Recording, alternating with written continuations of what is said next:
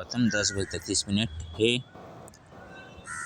2 मई 2024 गुरुवार। सूरत शहर में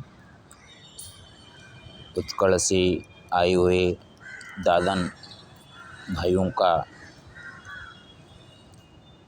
जैसे सुखद पूर्ण जीवन यापन हो, उसके लिए यहाँ पे लक्ष्मी नारायण जी का पूजन करके अभी नर्मदा पुराण का पाठ कर रहा हूँ। अथ नर्मदा पुराणम सोमवाध्याय।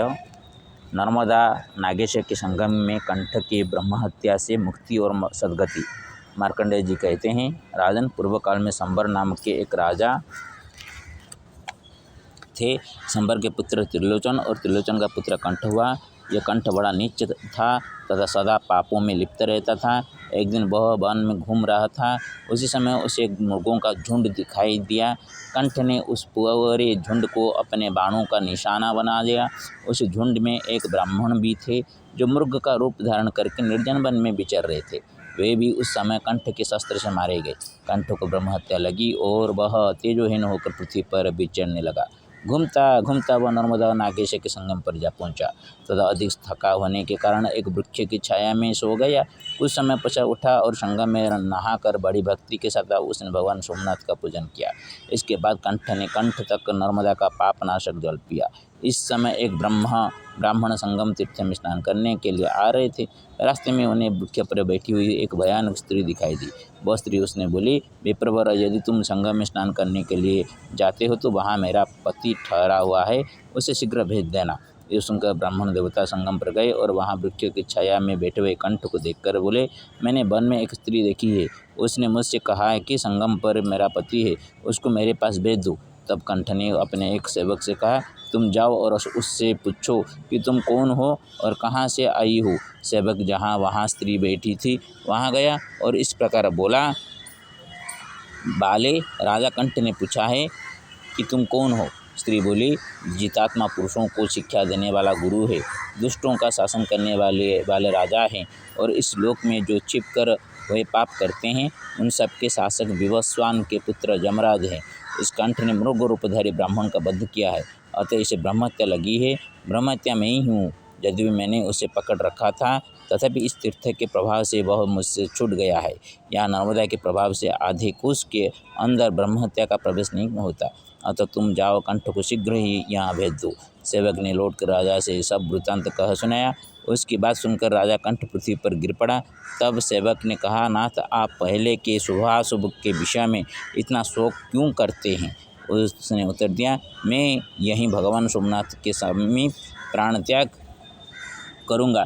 तदनंतर राजा ने संगम के पापनाशक जल में स्नान किया, भक्तिपूर्वक भगवान सोमनाथ की पूजा की और 3 बार उनकी परिक्रमा करके प्रज्वलित अग्नि में प्रवेश किया। उस समय वह मन ही मन पीताम्बर और महान मुकुट धारण करने वाले भगवान विष्णु का ध्यान कर रहा था। यह प्रार्थना करता था कि श्रीहरि के ध्यान से मेरी उत्तम गति हो। उस समय उसके ऊपर आकाश से फूलों की वर्षा हुई। यह अनुपम आश्चर्य देखकर कंठ के सेवकों ने भी एक दूसरे की ओर दृष्टिपात किया और भगवान गदाधर का ध्यान करते हुए उन्होंने उसी अग्नि में अपने शरीर की भी आहुति दे दी। तब वे सब के सब दिव्य विमान पर आरूढ़ हो स्वर्गलोक को चले गए।